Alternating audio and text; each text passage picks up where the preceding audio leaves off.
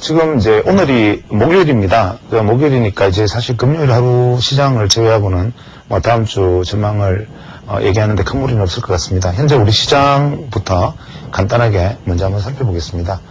지수가 지금 700까지 갔다가 조정을 받고 이런 형식으로 가서 우리가 이제 940포인트까지 갔었다고 말씀을 드렸고, 그 다음에 다시 800포인트까지 조정을 받은 이후에 870포인트까지 대반등이 있었고, 그 다음에 이렇게 조정을 받아서 지금 현재 830포인트까지 간 다음에 현재 775포인트 정도까지 이렇게 하락을 해 있는 모습입니다. 이 위치가 좀 안 맞죠? 안 맞는데, 제일 의미 있는 것은 뭐냐면 여기서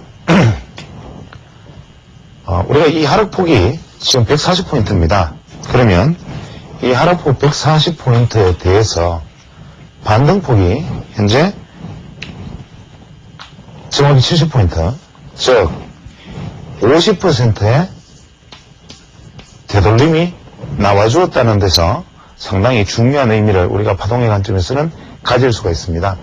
보통 상승파동과 달리 상승파동에서는 우리가 피보나치 비율로 되돌림을 상승을 측정을 할 때 상승파동에서는 원래 50%, 30%, 33%에서 50% 되돌림은 강세파동이라고 읽지만 하락극에서는 이 되돌림이 50%, 즉 33%를 넘어서는 50%의 되돌림일 경우에 이것은 전체 중기 추세상의 조정 과정일 가능성이 높다라는 얘기를 콜린스가 하고 있습니다. 따라서 아주 정확하게 870포인트까지 되돌아갔지만 실제 50%의 되돌림에 성공했다는 것은 향후 이 전체의 파동은 결국 조정 파동일 것이다라는 어떤 기술적 예시가 될 수 있고, 여기에서 870포인트에서 제가 일전에 말씀드린 대로 이것이 이제 강세 파동이라면 조정폭이 원래 140포인트, 730포인트가 일단 최저치가 예상 가능한 최저치가 되는데, 그나마 이것은 지지선은 계산된 지지선에 닿는 주가는 강세 주가 아니다라는 관점에서 보면 이것보다 오히려 약간 상방, 즉 일반이 예상할 수 있는 혹은 우리가 파동상 예측되는 지점보다 상방에서 되돌아야 추워야 할 것이다라는 점에서 보면 사실 우리가 750포인트에서 730포인트 사이 구간을 우리가 완벽한 지지선을 1차 지지선으로 혹은 1차 매수 구간으로 설정을 할 수 있다 그랬고, 다시 극단적인 경우에도 700을 넘어서는 일은 없어야만 합니다. 이렇게 말씀을 드렸죠.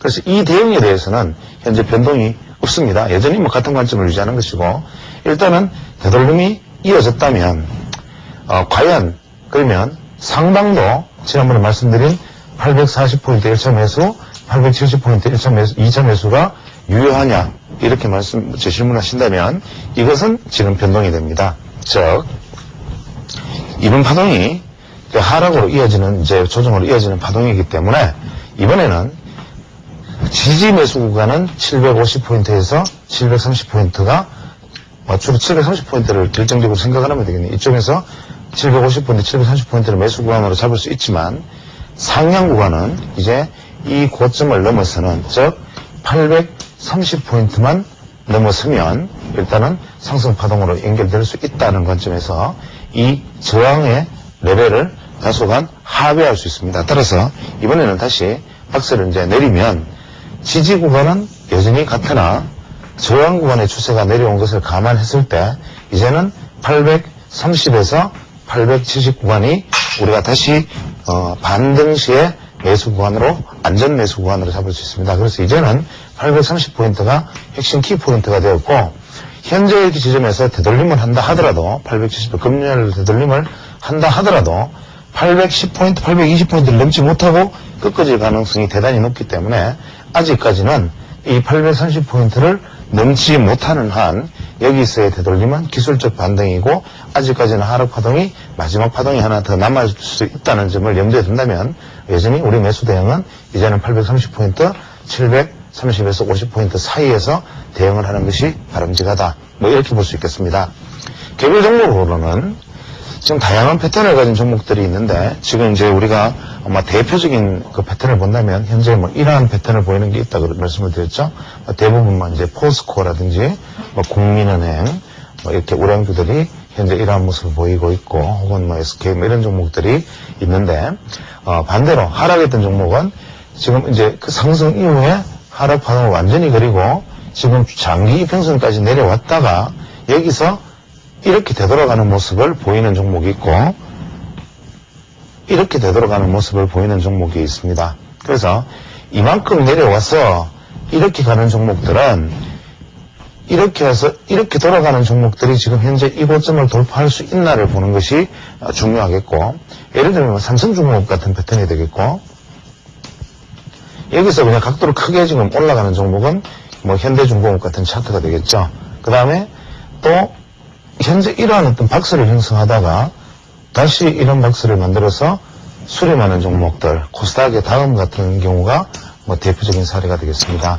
그 다음에 중장기적으로 하락 추세를 보여 주로 이제 코스닥 종목에 해당이 되는데, 중장기적으로 뭐 하락 추세를 보이다가 현재 이렇게 또 바닥을 내려와서 이러한 모습을 보이는 종목들은 이렇게 흘러갈 가능성이 높기 때문에 향후 이제 가을 넘어가면 우리가 보통 코스닥의 일반적인 종목들이 좋아질 것처럼 보이는데, 현재 이러한 패턴들을 사이에 두고 지금 어떤 패턴들이 나중에 반등할 때 선점하느냐, 즉 반등해 나가는 시점에서 어떤 패턴들이 가장 먼저 반등하느냐를 우리가 유념해서 미리 보고 있다가 나중에 반등 시점에 어떤 패턴의 유형이 먼저 치고 나가는가를 보고 우리가 종목별로 관심 있는 종목을 뭐 A 패턴, B 패턴, C 패턴 나눠서 일괄 분류해 둔 다음에 먼저 치고 나가는 패턴들을 뭐 투자하는 방식도 뭐 미래에 대한 대비로서는 괜찮지 않을까 생각을 합니다.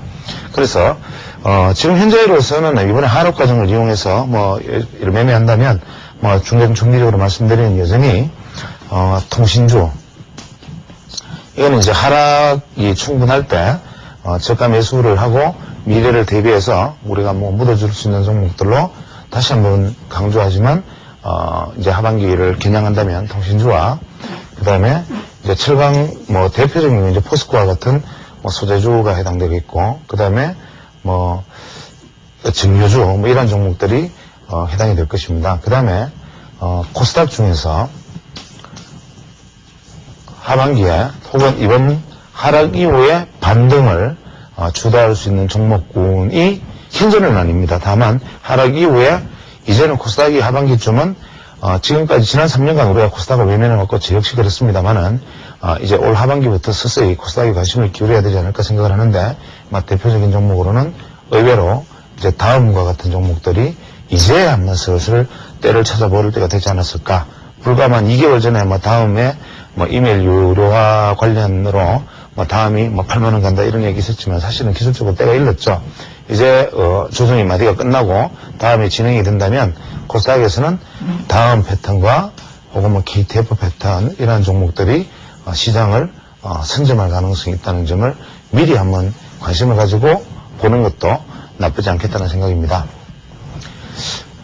이제 본 강의로 다시 접어들면, 지난번에 제가 이제 거래량에 관한 말씀을 드렸는데, 거래량은 지난번에 그 말씀드린 대로 그 그림이 제가 준비되면 계속 이어나가기로 하고, 지난번에 강의했던 평균선에 대한 얘기를 계속 이어나가기로 하겠습니다.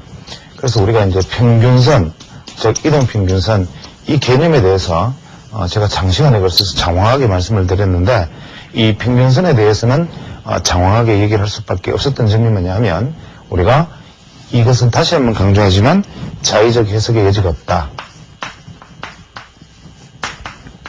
자의적 해석은 안 된다라는 것의 대전제죠. 그래서 대부분의 기술적 분석이라든지 그 외의 분석법들은 자기만의 어떤 툴이 있을 수가 있지만, 이 평균선 분석만은 사실은 자의적 분석의 여지가 전혀 없는 하나의 어떤 주가 수준과 다름없는 것이다. 그래서 보통 투자자들 중에서 매매를 우리가 보통 기술적 분석을 익히다 보면 첫 번째는 이렇게 봉 패턴, 이평선 시작을 해서 굉장히 복잡한 내용으로 공부를 한 다음 한참 빙글빙글 돌아서 결국 자기 자리로 돌아와서 실제 매매는 초보든 전문가든 거의 대부분 거래량, 이동평균선과 거래량, 이것이 매매의 핵심 포인트가 되는 경우가 대부분입니다. 그래서 실제로 그렇다면 그렇게 중요한 이동평균선이라는 것이 왜 그렇게 단순해 보이느냐, 혹은 말하기에 따라서 듣기에 따라서 굉장히 복잡해 보이게 말하는 사람조차 있는데 왜 당신은 이건 자의적 해석의 여지가 없고 그냥 정해져 있는 규정된 대로 매매를 해야 된다고 주장을 하느냐 이렇게 물으신다면 이것은 단지 단순한 이야기가 어렵게 들릴 뿐이다. 즉, 이 평균선에 관련된 분석 기법은 내가 이 평균선을 활용하는 목적성에 부합한 생각을 하고 있는 것가 중요합니다. 즉, 한 목적성이 중요한 거죠. 이 평균선이라는 것은 내가 어떤 목적으로 이 평균선을 설정했으면 그 목적대로 움직이면 되는데 그 설정의 범위와 벗어나는 다른 패턴으로 매매를 하기 때문에 항상 오류가 발생을 한다. 그래서 이 이동평균선, 즉 평균선 분석의 목적은 과연 무엇이냐, 이것을 먼저 한번 생각해 본다면 평균선 분석의 목적은 제일 먼저 가장 단순한 지지선과 저항선, 즉 지지저항 수준을 결정하는 것이다. 지지저항 수준의 결정을 위해서 우리는 이동평균선을 사용한다. 두 번째로는 매매 시점의 포착을 위해서 우리는 평균선 분석을 사용한다. 우리가 이것이 지지저항 수준의 결정, 즉 지지선과 저항 수준의 결정은 어디냐, 매매 시점은 어디냐, 이것을 포착하고, 세 번째로는 역시 이것의 기본 개념에 속하는 추세를 알기 위한 것이다. 추세 확인. 그러면 우리는 이동평균선으로서 알 수 있는 것은 추세 확인을 할 수 있다, 지지저항의 수준을 안 다음 매매 시점을 포착한다. 주식 투자의 ABC와 같은 얘기가 됩니다. 그러면 우리는 지지저항 수준은 어떻게 결정하고 어떻게 결정하냐. 예를 들어서 어떤 주가에 대해서 내가 20일 이동평균선을 그었는데 이 20일 이동평균선을 20일간의 추세를 확인하는 데 사용을 했으면 20일간의 추세를 확인하는 것으로서 만족을 해야 함에도 추세 확인을 위해서 20일선을 사용하고 20일선을 돌파했다고 매수한다면 오류다. 20일선을 지지저항의 수준을 결정을 했다면 여기서 매도하고 여기서 매수하는 기능으로 사용을 해야 함에도 이것을 예를 들어서 어떤 타이밍의 어떤 확인을 위해 사용해도 오류다. 세 번째는 매매 시점을 결정해서 어떤 이동평균선을 크로스하면은 매매하고 데드 크로스 내면은 매도한다라는 목적을 가졌는데 이렇게 설정한 이동평균선에서 추세가 좋다 나쁘다라고 판단하고 있다면 이건 역시도 잘못된 길을 가고 있는 것이다. 그래서 우리가 가장 중요한 것은 이 이동평균선에서 우리가 알고자 하는 가장 핵심은 지지저항의 수준을 확인하기 위해서 사용한 것이냐, 매매 시점을 알기 위해서 사용하는 것이냐, 추세 확인을 위해서 사용하는 것이냐에 따라서 설정을 하는 것이 바로 이 평균선 분석의 알파와 오메가입니다. 즉, 지지저항 수준을 결정하기 위해서는 어떠한 이평선을 사용을 하고 매매 시점을 결정하기 위해서는 어떠한 이평선을 사용하며 추세 확인을 위해서는 어떠한 이평선을 사용한다. 이것이 바로 이동평균선 분석의 핵심이라는 얘기죠. 그래서 제가 지난번에 러프하게 개념적으로 설명드렸던 거, 예를 들어서 평균선의 한 개의 이평선으로 거래를 하는 목적은 바로 매매의 시점을 알 수 있는 것이다. 즉, 내가 매매 시점이 필요한 단기 이평선을 두고 돌파 혹은 다시 재돌파에 따라서 매수와 매도를 반복하는 방법, 혹은 두 개의 이평선으로서는 우리가 크로스 분석을 하기 위해서 사용한다. 세 개의 이평선으로서는 우리가 정배열, 역배열과 같은 배열도 분석을 위해서 사용한다. 네 개의 이평선에서는 우리가 중기 추세에 있어서 중기 매매의 시점을 포착하기 위해 사용한다. 이러한 뚜렷한 한 개의 이평선 사용법, 이것은 매매 시점과 추세를 아는 것이죠. 그래서 한 개의 이평선, 두 개의 이평선, 세 개의 이평선, 네 개의 이평선은 내가 바로 장칼을 쓰느냐, 상칼을 쓰느냐, 단도를 쓰느냐, 창을 쓰느냐라는 기종을, 즉 무기를, 무엇을 몇 개를 잡고 전투에 나갈 것이냐를 아는 것이 이 목적이고, 실제로 어떤 무기를 택할 것이냐가 이것이었다면 이 한 목적성에 맡겨 쓰는 것은 뭐냐?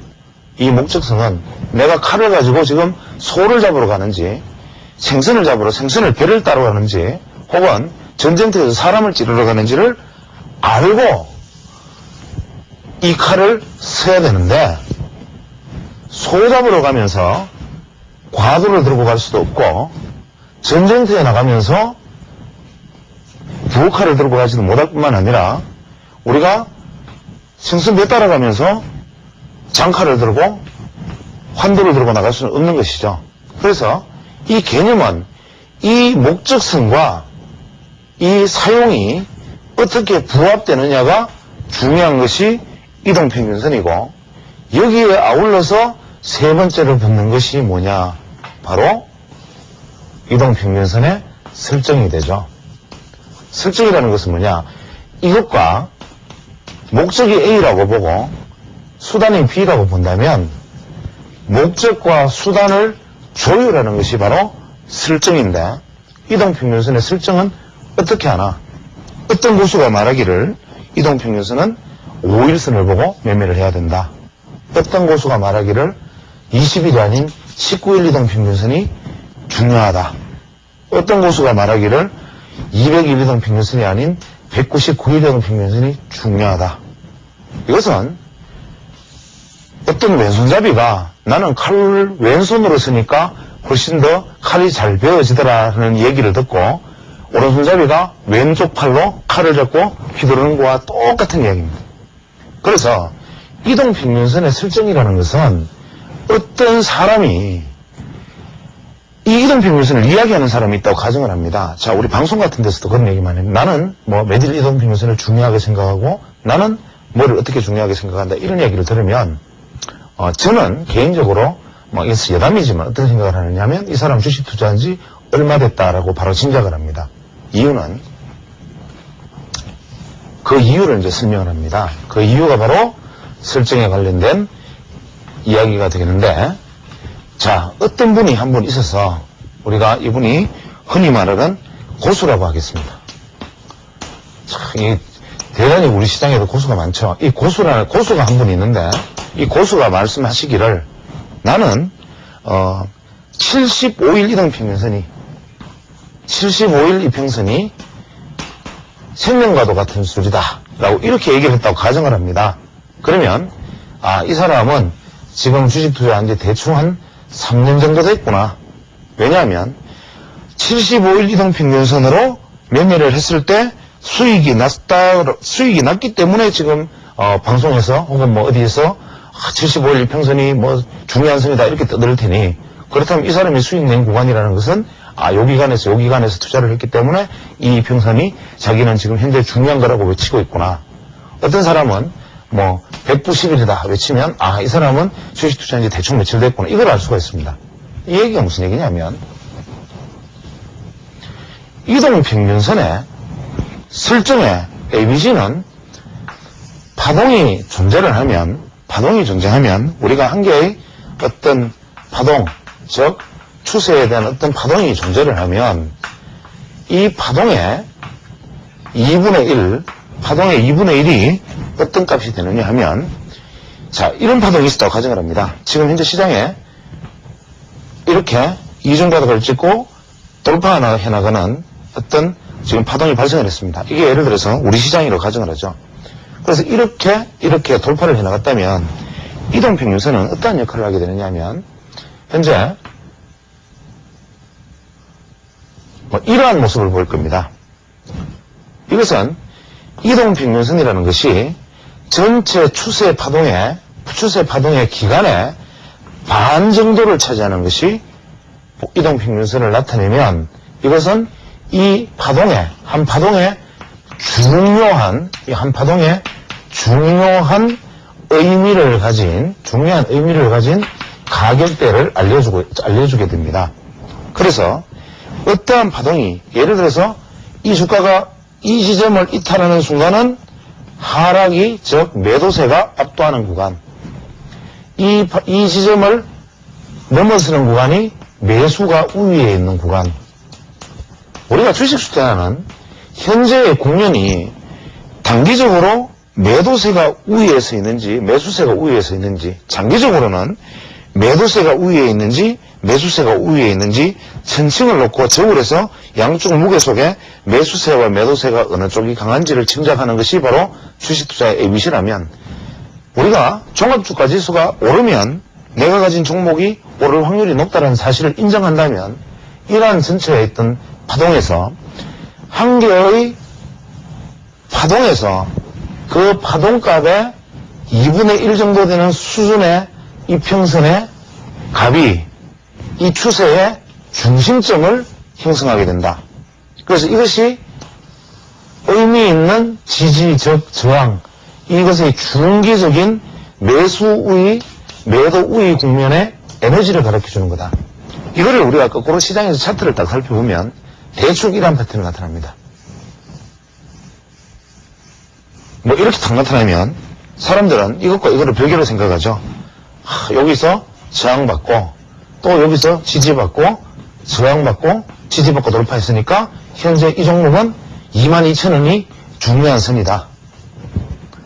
종합주가지수가 한국시장에서는 이게 750포인트면 750포인트가 중요한 포인트다. 이게 바로 평면적, 수직적, 가격 위주의 생각이다. 말씀드렸다시피 우리가 차트라는 것은 뭐냐? Y축이 가리키는 가격과 X축이 가리키는 시간의 이것과 이것의 2차 함수인데, 차트라는 것은 우리는 바보처럼 미안해서 가격에 넘나지만 신경을 쓰고 차트를 바라보고 있지 않는가 혹시나. 여기서 정해지는 적어지는 가격의 점이라는 것은 이 가격의 함수와 시간의 함수인 Y와 X의 2차 함수인데, 이게 왜 가격만 놓고 신경을 쓰느냐, 그런 관점에서 실제로 가격과 시간을 나타내주는 것은 각도, 제가 말씀드리는 각도이기도 하지만 사실 거꾸로 이야기하면 이것이 바로 이평선입니다. 어떠한 기간을 설정하느냐, 즉 한 개의 파동의 2분의 1. 예를 들어서 우리가 주가를 보는데 어떤 주식이 뭐 이러한 식의 어떤 흐름을 보였다고 가정을 합니다. 그러면 딱 보기에도 5일 이동평균선은 뭐 이러한 형태를 보였을 것이고, 20일 이동평균선은 뭐 이러한 형태를 보였을 것입니다. 이렇게 20일 이동평균선을 보였을 것이고, 뭐 60일 이동평균선이라면 뭐 이러한 형태를 보였겠죠. 이렇게 기간을 보였다면 우리는 이것에 어떠한 것이 중요한 의미 있는 선인가를 생각하기에 앞서서, 단기라면 한 개의 파동은 기간이 예를 들어서 일주일이다. 그러면 이 파동은 일단 내가 파동값을 3일 이평선 기준으로 생각을 하겠다. 길게 보았을 때 이 한 개의 파동이 대충 뭐 100일이다. 50일 이평선이 기준값이다. 한 개의 추세를 길게 다 보았을 때는 이것이 120일이다. 그러면 나는 60일 이평선이 이 에너지의 기본값이다. 이렇게 에너지의 기본값을 설정해 줄 수 있는 것, 이것이 바로 이동평균선이다. 그래서 이동평균선의 의미 있는 선은 기간의, 즉 파동의 기간의 보통 2분의 1 값과 이 2분의 1 값의 2분의 1, 즉 4분의 1 값, 그 다음에 이 평균기간의 3분의 1 값, 이것이 원래 가장 의미 있는 기간이라 그럽니다. 그래서 원래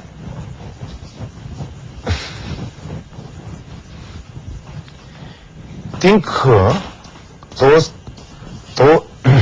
도킨이라는 사람이 이야기하기를, 이동평균선의 파동의 기간은 2분의 1, 3분의 1, 4분의 1, 즉 추세의 2분의 1, 3분의 1, 4분의 1이 가장 중요한 에너지의 평균값이기 때문에 이동평균선 설정은 이렇게 하라고 딩크 도킨이 얘기를 했지만, 이건 역시도 사실은 이동평균선의 목적 중에서 지지 저항선을 알 수 있는 목적에 해당하는 한 가지에 지나지 않는다.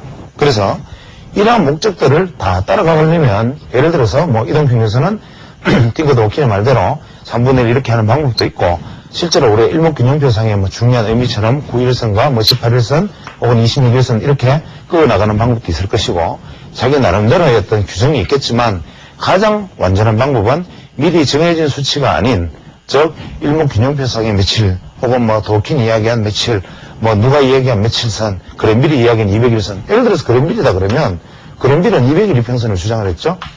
200일 이평선이라는 건 뭐냐? 15주 이평선인데 실제로 그랜빌이 이야기한 것은 15주 이평선이고 15주 이평선은 그 당시 미국의 거래일 기준으로 350일입니다. 그래서 390일입니다. 그래서 이 390일을 2분의 1값, 즉 200일 이평선. 그래서 그랜빌은 200일 이평선을 이야기한 것이죠. 그래서 어디까지나 이러한 것들은 그 당시의 상황에서 파동의 길이를 그랜빌은 그때 파동을 중기 파동을 15주 파동으로 보았기 때문에 200일 이평선이 등장한 것인데 우리 시장에서 단순히 200일 이평선을 딱 놓고 매매를 하는 것이 옳으냐. 제가 200일 이평선이라고 말씀을 드리지만 송구스러운 말씀이지만 이것은 방송용이죠. 그래서 제 나름대로 보는 것은 또 우리나라 시장 파동의 매출 이동 평균선이 가장 합당하다 이렇게 볼 수 있지 않겠습니까? 그래서 이것은 각자가 내가 한 개의 파동에서 살펴보는 것이지 그 당시 그랜빌이 200엔이라고 했으니까 도킨이 말했던 뭐 25일선이 중요하다고 말했으니까 일목균형표상이 9일선이 중요하니까 혹은 뭐 TV 보니까 어떤 누가 뭐 15일선이 중요하다 하더라 이런 얘기들은 전부 다 난센스다.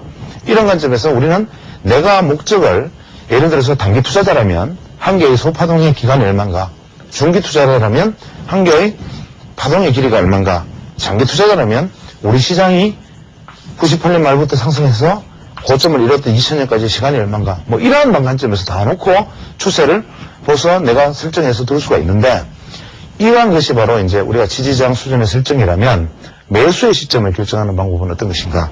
매수의 시점은 뭐 다양한 방법이 있겠죠. 예를 들어서 이동평균선 자체를 우리가 심리지표라고 살펴본다면 뭐 그랜빌의 사례를 다시 한번 살펴보겠습니다. 지난번에 이제 그랜빌의 법칙을 이야기하면서 단순히 매매에 관련된 말씀을 드렸지만 자 우리 심리지표라는 측면에서 한번 살펴보죠. 이게 원칙 아닙니까? 그랜빌의 법칙에서는 기억나실 수 있습니다. 이게 거대한 어떤 하락의 추세의 끝에서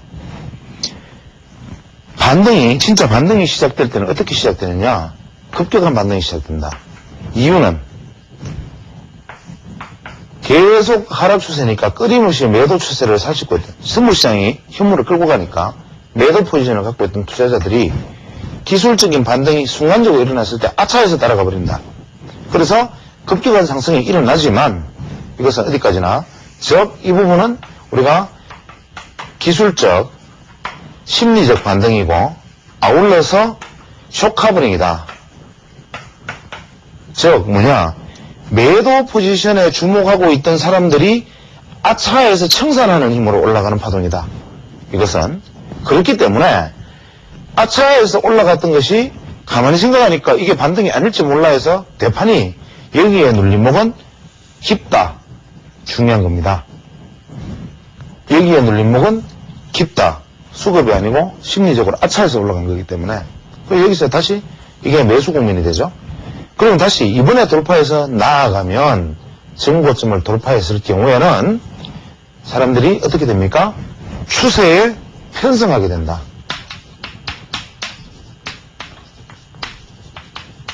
즉 여기에서는 쇼커버링으로 매도 청산 물량으로 되돌아갔다면 눌림목이 깊을 수밖에 없고 이 기술적 반등이라고 생각되어졌던 부분을 돌파해 나감으로써 확신을 가진 사람들이 추세 편성, 즉 트렌드 투자를 하기 때문에 급격히 상승해도 이것은 수급상 추세 편성이기 때문에 눌림이 얕다. 즉 200일 이평선 상단의 지지를 받게 된다는 거죠. 200일 이평선을 무너뜨리고 첫 번째 돌파는 무너뜨리고 다음 지지는 상단 지지로서 눌림이 얕을 수밖에 없는 거죠. 그 다음에 반상승을 해서 마지막 파동에서 천정이 확인이 되면 그때부터는 본격적으로 반대로 여기에서 매도했던 사람들이 쇼커버링으로 포지션 청산을 해서 급격한 반등을 했다면 여기서 물림으로 따라붙는 사람들이 아차에서 쏟아내는, 즉 매수의 청산. 이번에는 매수 포지션을 가졌던 사람들이 청산을 하기 때문에 급락하는 투매 양성으로 보통 잘 발전을 해서 이별 무너지는데, 이때는 이 상승에 대한 추억 때문에, 상승에 대한 추억과 기억으로 별로 오래된 일이지 않으니 되돌리면 200일 이동평균선을 많이 돌파해서 나타나고 2중천장이나 3중천장을 형성한 다음에 무너진다. 그 다음에는 수급에 의한 추세 편성 매도가 나타나고 전제점을 하회하는 것이 확인되기 때문에 이때의 되돌림은 이평선을 넘지 못하고 무너져서 하락 추세로 간다. 이것이 그랜빌의 200일 이동평균선 매매 전략인데, 이것은 우리에게 시사하는 바가 대단히 큽니다. 우리는 200일 이평선으로 보는 중기 추세만이 이렇다는 것이 아니라, 이것은 단기이든 장기이든 중기이든 이동평균선에 있어서 바로 매매의 시점을 포착하는 데 있어서 가장 중요한 룰로 활용을 해야 되죠. 그래서 이것은 매매 시점에 포착해서 활용되는 것이다. 또 이동평균선에서 지지저항 수준은 왜 발생하는가? 그러면 상식적으로 생각을 해보면, 예를 들어서 5일선이라고 가정을 합니다. 5일 동안 주가가 예를 들어서 100원에서 200원, 300원, 400원, 500원으로 올랐다고 가정을 하죠. 그러면 현재 이동평균선은 어떻게 됩니까? 나누기 5가 되겠지만, 이 시점에서 만약에 어떤 사람이 여기도 한 주, 여기도 한 주, 여기도 한 주, 여기도 한 주, 여기도 한 주 샀다면 이 사람의 평균 매수 단가는 얼마입니까? 300원이죠. 5일 이동평균선이라면 5일 동안 시장 참여자들의 매수 단가는 이거라는 겁니다. 그러면 현재 주가가 여기에 와 있는데, 만약에 이 300원이 무너지면 매도 세력들이, 여기에서 산 사람들의 매도 세력들이 일차적으로 바로 나타나니까 이 매도로 순간적으로 무너졌을 때 이 사람들이 지켜내면 되돌아갈 수 있지만, 이 사람들마저 무너지는 선에 차례로 동참을 하면 여기서부터는 바로 급락으로 가죠. 그래서 이 시점이 바로 이동평균선에서 중심값은, 이동평균값은 지지선의 역할이 되고, 설령 여기서 청산을 못하고 들고 있었던 사람이 있었다 가정을 하더라도 떨어졌다가 되돌아오면, 즉 300원대에서 평균 매수 단가를 가진 사람이 되돌아오면 팔고 싶어질 테니 여기서는 아이고 웬일이냐 하고 팔아줄 테니 또 저항선이 되고, 여기서 일부 팔고 일부 남아서 다행히 돌파했다 하더라도 이 지점에서는 점점 또 다시 나머지라도 더 팔고 싶은 마음이 들어지니 돌파했다 하더라도 디디고, 그래서 이걸 승리해서 나가야 승리하는 거고 실패하면 하락하고, 이것이 바로 이동평균선의 심리라면 이것은 지지와 저항 수준을 제공하는 것이 우리는 이동평균선이다. 그러면 다시 또 앞으로 들어가서 이동평균선은 어떤 종류가 있나를 한번 생각을 해보겠습니다. 우리가 단순 이동평균선, 현재 우리가 알고 있는 이동평균선이 단순 이동평균이죠. 또 있을 수 있는 것이 수정 이동평균이 있을 수 있고, 세 번째는 가중 이동평균이 있을 수 있고, 네 번째는 지수 이동평균. 이것을 우리 보통 지수 평활평균이라고 그러죠. 이렇게 이동평균선만 해도 네 가지 이동평균선을 보통 우리가 시장에서 사용을 하는데, 보통 이것이 무엇이냐고 물으면 단순 이동평균선은 우리가 다 알고 있는 예를 들어서 5일 이동평균선 기준을 생각을 해보죠. 5일간의 주가를 예를 들어서 1, 2, 3, 4, 5일간의 주가를 나누기 5한 것, 단순 이동평균선이다. 수정 이동평균선은 뭐냐? 이것은 사실 주식 투자에서 사용한다기보다는 보통 회계학이나 보통 우리 경제학 중에 회계 전공하시는 분들이 사용하는 것이죠. 이것은 오늘 현재 이동평균선, 즉 오늘의 날짜, 현재 더하기 이동평균값, 원래 기존 이동평균값에 나누기 한 것이다. 즉 오늘의 날짜를 한 개의 보통 변수로 두는 것이 아니라 이 전체 이동평균값 하나와 오늘의 값 하나를 1대1로 놓고 놓은 것이 수정이동평균선이고, 이것은 뭐 회계학이니까 이건 의미가 없고,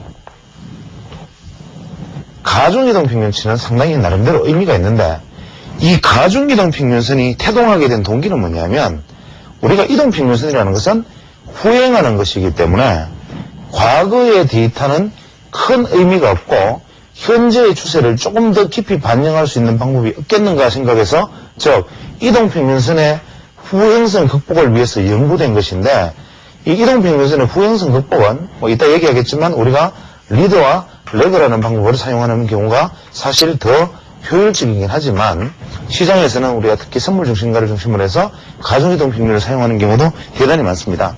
가중이동평균은 예를 들어서 오늘의 값이 뭐 C, 어제의 값이 뭐 C1 하루 전, 이틀 전, 3일 전, 4일 전이라면 1, 2, 3, 4, 5 오늘까지 5일치의 주가를 5로 나눈 것이 원래 평균 이동평균이면, 가중이동평균은 오늘의 주가는 5를 곱하고 어제의 주가는 4를 곱하고 그저께 주가는 3을 곱하고 그저께 주가는 2를 곱하고 1을 곱해서 최근으로 오면 올수록 이 값이, 분자값이 더 커져서 더 많이 반영하도록 하고, 분모도 5 더하기 4 더하기 3 더하기 2 더하기 1해서 분자값도 분모값도 키워주면 이 이동평균선이 그려진다 하더라도 그려진 이동평균선이 최근의 주가의 움직임을 더 많이 반영하기 때문에 이동평균선의 후행성을 극복할 수 있다. 그래서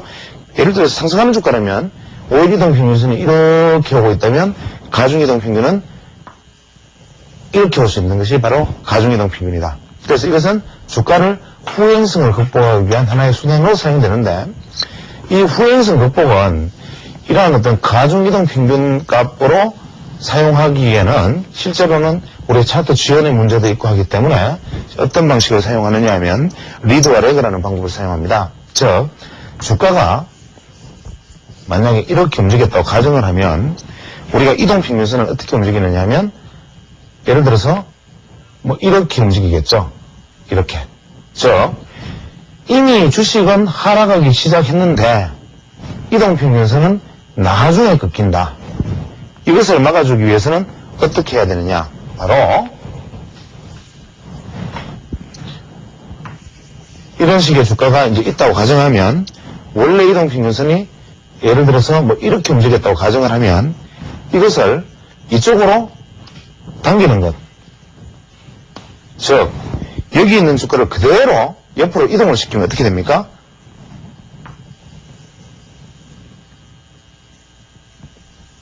이러한 선이 되겠죠. 그래서 이미 매도 신호는 우리가 이점에서 매도 신호가 꺾이는 것을 알 수 있다. 여기서 꺾이는 것이 아니라. 그래서 주가는 여기에서 매도 신호가 나는 것이 아니라 여기서 꺾이기 때문에 여기서 매도 신호가 날 수 있다. 즉 우리가 추세를 좀 더 빨리 확인하기 위한, 즉 추세 예측의 수단으로 당기는 것이 바로 이걸 리드, 즉 앞으로 당겨서 보는 것, 이것이 바로 후행성을 극복하기 위해서 이쪽으로 당겨서 보는 것이다. 반대로 추세가 가끔은 눈속임이 있어서 이동평균선이 이렇게 있다면 주가가 이렇게 가다가 탁 갔을 때 우리는 이것이 데드크로스니까 매도를 덥석했는데 이것이 눈속임으로 되돌려서 막 가버리는 경우도 굉장히 많죠. 그래서 이번에는 추세가 이것이 진짜 꺾인 것인지 아니면 이것이 꺾인 것처럼 보이는 것인지를 우리가 알 수가 없기 때문에 이것을 확인하기 위한 수단으로는 이번엔 어떻게 하느냐. 원래 주가가 이렇게 가고 있다면, 이동평균선이 뭐 이렇게 가고 있다면 이것을 이번에는 이쪽으로 옮겨버린. 이러면 어떻게 됩니까? 레그죠. 즉 이동평균 지수가 여기에서 실제로 추세 확인이 됐지만 이미 이것이 진짜 매도가 전환된 건지 안 된 건지는 이쯤에 와서, 즉 여기에서 알 수 있다. 그래서 비록 손실의 규모는 좀 더 커질 수가 있지만 이동평균선을 이렇게 옮김으로 해서 추세가 속임수 추세가 아니고 확실한 추세를 확인할 수 있다. 그래서 우리는 중장기 중장기 매도 신호는 이동평균선을 옮겨서 사용하는 것이 좋고, 단기 매도 신호는 이동평균선을 당겨서 사용하는 것이 좋다. 이것은 일목균형표상의 후행 스팬을 활용하는 것과 마찬가지 이론이 되는데, 그래서 이동평균선이라는 것은 어떠한 방식, 어떠한 무기를 쓰느냐가 중요한 것이 아니라 목적성, 추세 확인을 위해서는 옮겨볼 수도 있고 추세를 진행시키기 위해서는 당겨볼 수도 있는 것이고, 날짜 설정에 있어서는 파동의 중간값을 설정할 수도 있고 파동의 중간값의 중간값을 설정할 수도 있고, 이러한 어떤 다양한 방법을 사용할 수 있지만 이 모든 것이 내가 칼을 어떻게 다루느냐의 문제이지 칼이 잘못되었기 때문이 아니고, 손에 주어진 게 이동평균선이 칼이라면 이것은 칼이지 창이 아니기 때문에 이동평균선은 정해진 용도대로 정확하게만 사용해 준다면 아무런 문제가 없다. 마지막으로 지수평활평균, 즉 지수이동평균은 대단히 많이 씁니다. 이것은 어떤 면에서는 참 중요한 수치이기는 한데 대부분의 기관 투자자들은 사실 이것을 사용하죠. 이것은 뭐냐면 5일간에 보통 우리가 주가를 계산한 계산값의 데이터를 전부 활용하자는 겁니다.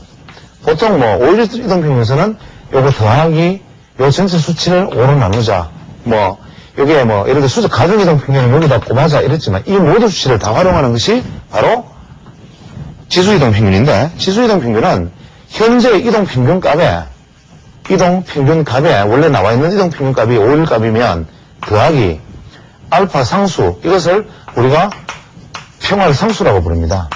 평활상수에 현재 이동평균값을 다시 이동평균값에 마이너스 오늘의 값, 이것이 바로 지수평활평균인데, 이것이 굉장히 복잡하게 보이는데 여기서 중요한 이 상수라는 것은 뭐냐면 보통 우리가 n-1분의 2라는 값입니다. 이 n은 5일 이동평균선은 5가 되니까 만약 5일 이동평균선이면 상수는 5-1은 4, 즉 4분의 2가 되죠.